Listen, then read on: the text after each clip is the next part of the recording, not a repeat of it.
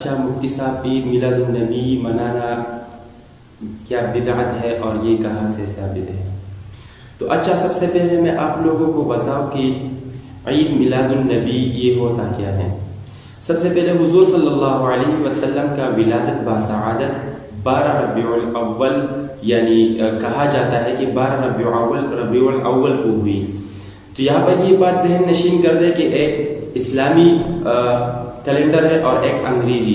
اسلامی حضور صلی اللہ علیہ وسلم کی ہجرت کے بعد جو کیلنڈر شروع ہوا اس کو ہجری کہا جاتا ہے، اور ایک عیسیٰ علیہ السلام کے زمانے سے جو چلا آ رہا ہے اسے عیسوی کہا جاتا ہے۔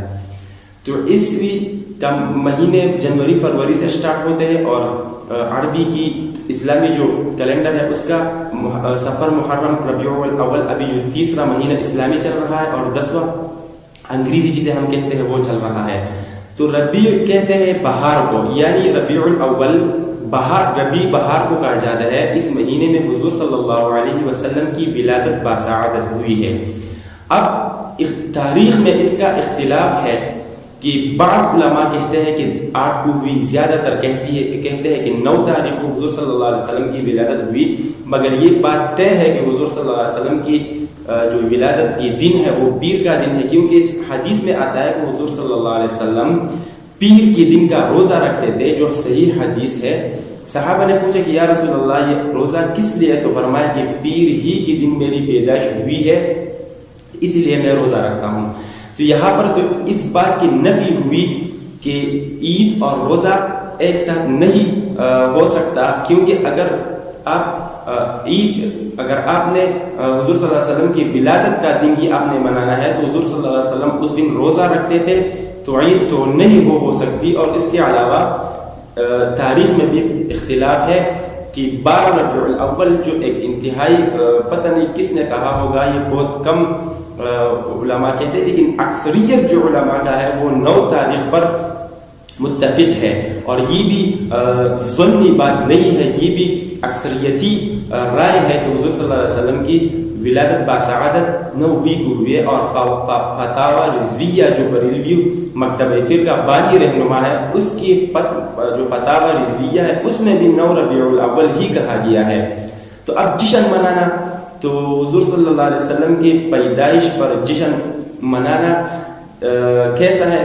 تو جشن منانا تو میرے خیال میں جس طرح حدیث میں آتا ہے کہ من تشبہ بقوم فهو من، یہاں پر آپ نظر ڈالیں کہ حضور صلی اللہ علیہ وسلم کی پیدائش پر جو جشن منایا گیا تھا، یعنی یہ منانا جائز ہے یا نہیں۔ تو سب سے پہلے تو میں نے آپ لوگوں کو کہا کہ عید تو یہ ہے ہی نہیں کہ آپ عید منائیں، اور دوسری بات یہی ہے کہ یعنی حضور صلی اللہ علیہ وسلم کی پیدائش پر حضرت ابو طالب جو ابو لہب تھے، اس نے 100 اونٹوں کا جو عقیقہ کیا تھا اور ایک جشن منایا تھا، اس کے لیے اللہ رب العزت نے کیا کہا ہے اسی بارے میں نہیں، مگر اس کے بعد جو جشن منایا تھا حضور صلی اللہ علیہ وسلم کی ولادت پر خوشی منائی تھی، سب سے زیادہ خوشی منائی تھی، اس کے لیے قرآن مجید میں ہے تبت یدا ابی لہب وتب، یعنی ہاتھ ٹوٹے ابو لہب کی۔ اور دوسری یہاں پر ہمیں یعنی دوسرا ہمیں بلال رضی اللہ تعالیٰ عنہ جو حبشی تھے، کالے تھے،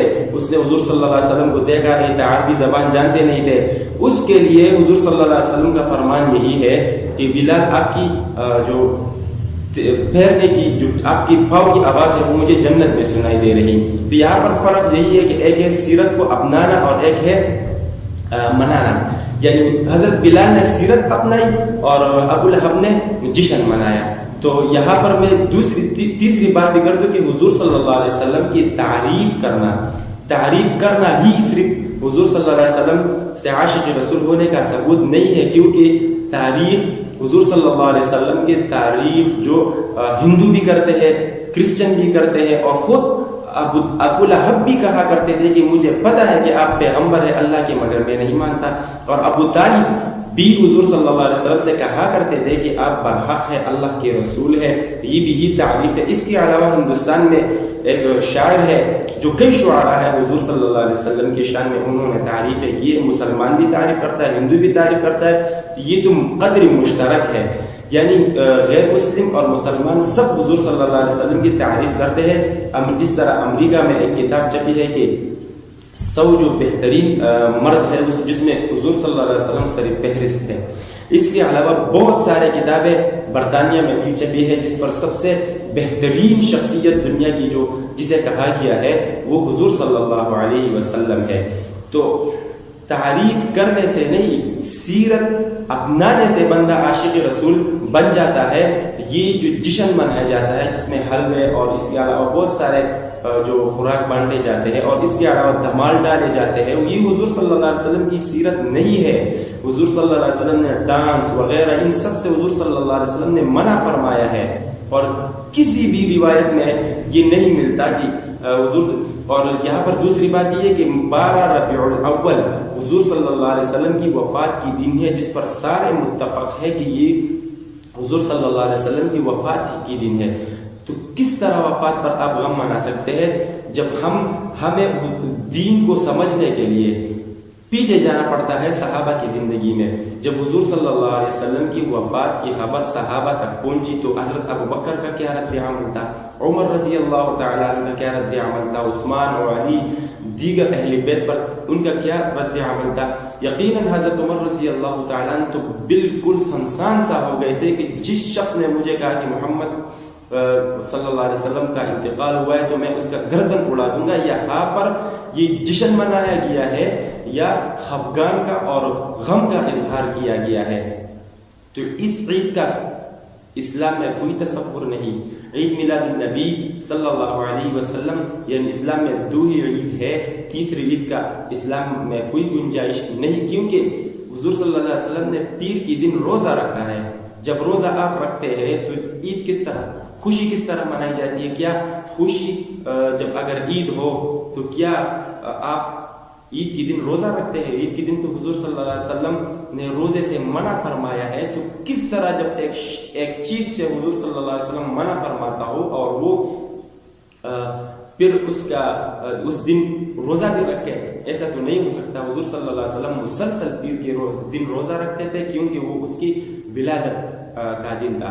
اور باقی تاریخ پر سارے متفق نہیں ہے, ایسے احادیث سے یہ سے ثابت نہیں ہے کہ حضور صلی اللہ علیہ وسلم کی پیدائش 12 ربیع الاول کو ہوئی ہے.